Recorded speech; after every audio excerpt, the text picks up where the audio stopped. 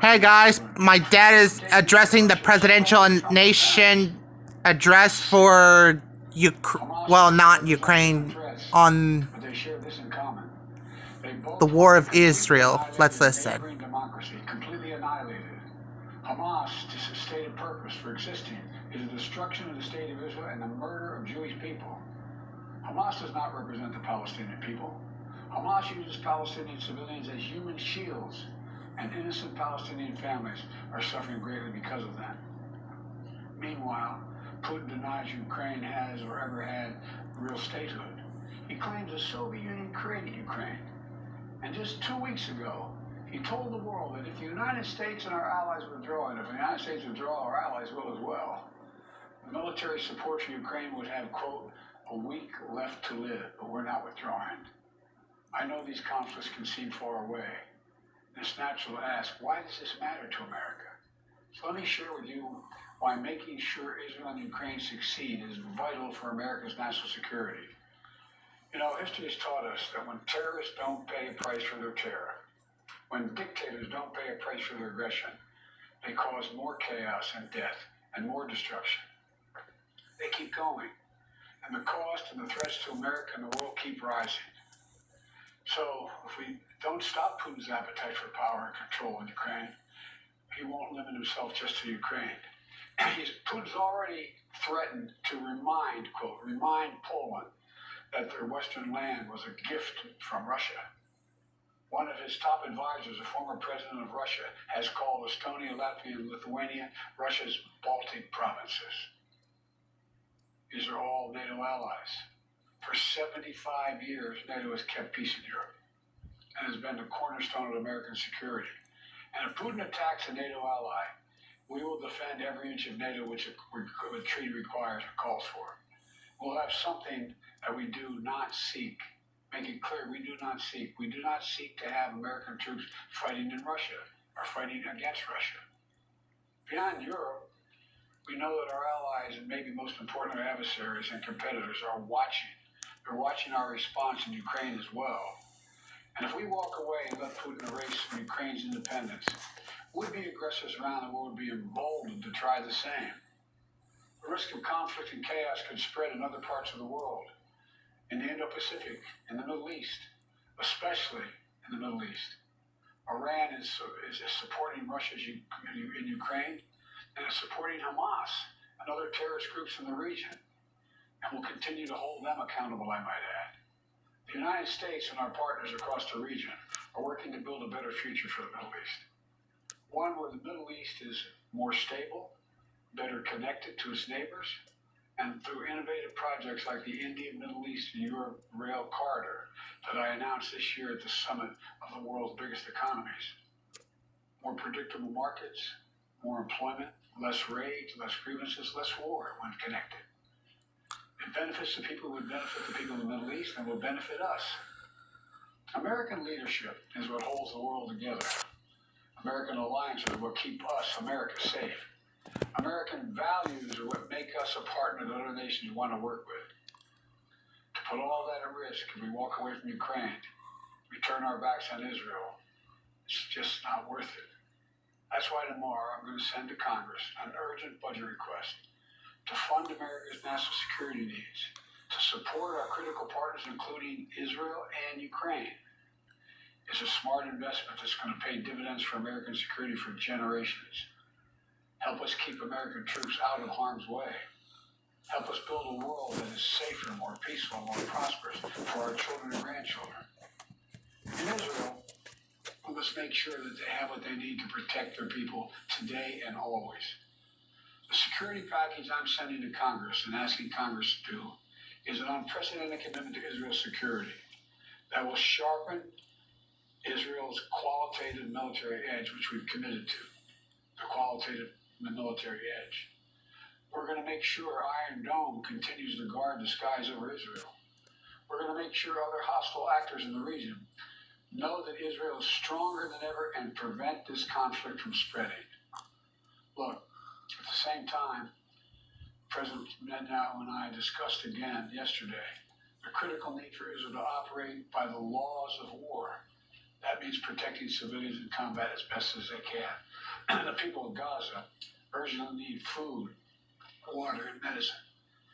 Yesterday, in discussions with the leaders of Israel and Egypt, I secured an agreement for the first shipment of humanitarian assistance from the United Nations to Palestinian civilians in Gaza.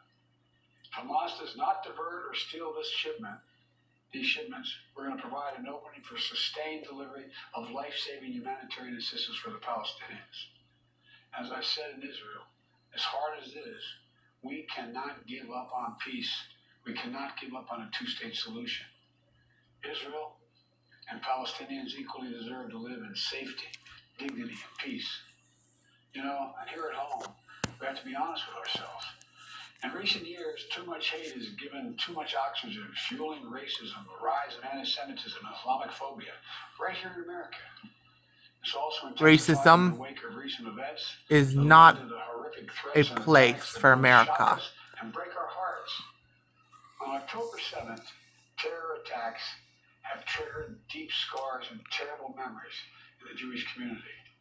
Today, Jewish families worry about being targeted in school, wearing symbols of their faith, walking down the street, or going out about their daily lives. And I know many of you in the Muslim American community, the Arab American community, the Palestinian American community, and so many others are outraged and hardened, saying to yourselves, here we go again with Islamophobia and distrust we saw after 9/11. Just last week, a mother was brutally stabbed. A little boy, here in the United States, a little boy who just turned 6 years old was murdered in their home outside of Chicago. Yeah. His name was Wadiha. Wadiha, a proud American, Wow. a proud Palestinian American family.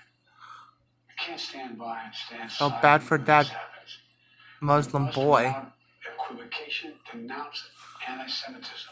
We must also, without equivocation, denounce Islamophobia. And to all you heard it, those of you who heard it, I want you to know I see you. You belong. And I want to say this Racism to you. is You're all American. wrong. You're all American. This is in a moment, in moments like these, when fear and suspicion, anger and rage run hard, that we have to work harder than ever to hold on to the values that make us who we are. We're a nation of religious freedom, freedom of expression. We all have a right to debate and disagree without fear of being targeted in schools or workplaces or in our communities. I must renounce violence and vitriol.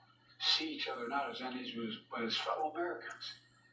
When I was in Israel yesterday, I said that when America experienced the hell of 9/11, we felt enraged as well. While we sought and got justice, we made mistakes. So I cautioned the government of Israel not to be blinded by rage.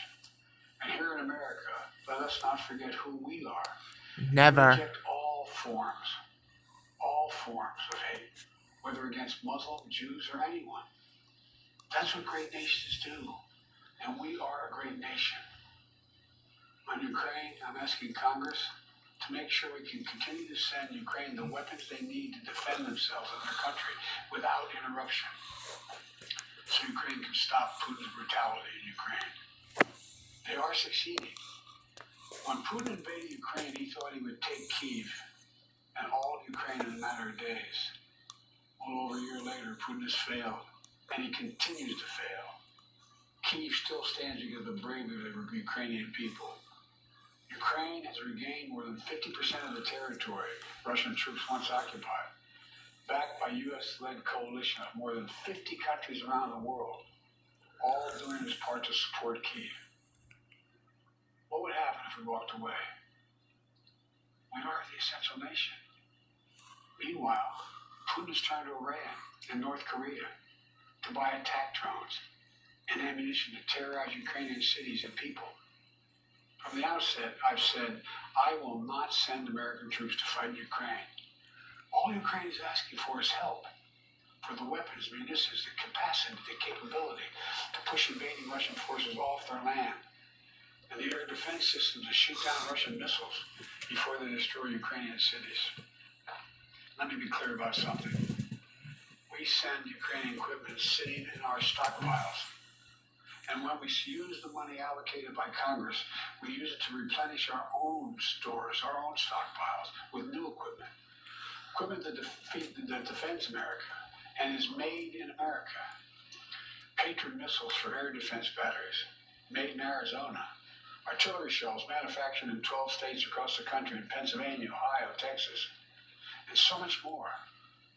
You know, just as in World War II, today patriotic American workers are building the arsenal of democracy and serving the cause of freedom. Let me close with this. Earlier this year, The battle I boarded Air against Force One, Nazi Flight to Germany. Poland. There I boarded a train with blacked out windows for a 10-hour ride each way to Kyiv to stand with the people of Ukraine ahead of the one-year anniversary of their brave fight against Putin. And I'm told I was the first American to enter a war zone not controlled by the United States military since President Lincoln. With me was just a small group of security personnel and a few advisors. But when I exited that train and met President Zelensky, I didn't feel alone. I was bringing with me the idea of America, the promise of America, to the people who were today fighting for the same things we fought for 250 years ago. Freedom, independence, self-determination. As I walked through Kyiv with President Zelensky, with air raid sirens sounding in the distance, I felt something I've always believed, more strongly than ever before. America is a beacon to the world. Still. Or as my friend Madeleine Albright said, the indispensable nation. Tonight there are innocent people all over the world who hope because of us, who believe in a better life because of us, who are desperate not to be forgotten by us, and are waiting for us. But time is of the essence. I know we have our divisions at home. We have to get past them. We can't let petty, partisan, angry politics get in the way of our responsibilities as a great nation. We cannot and will not let terrorists like Hamas and tyrants like Putin win. I refuse to let that happen. In moments like these, we have to remember who we are. We are the United States of America. We are the United States of America. And there is nothing beyond our capacity if we do it together. My fellow Americans, thank you for your time. May God bless you all. And may God protect our troops. Alright, that's my dad for his address to our nation for the war of Israel and Ukraine funding. So, that's the speech, everyone. So if you guys like this video, please make sure you subscribe, drop a like, and comment below, and make sure you also follow me on X, turn on notifications so you never miss a video, and also as well follow me on Facebook and DenVN Art. See you soon, everyone.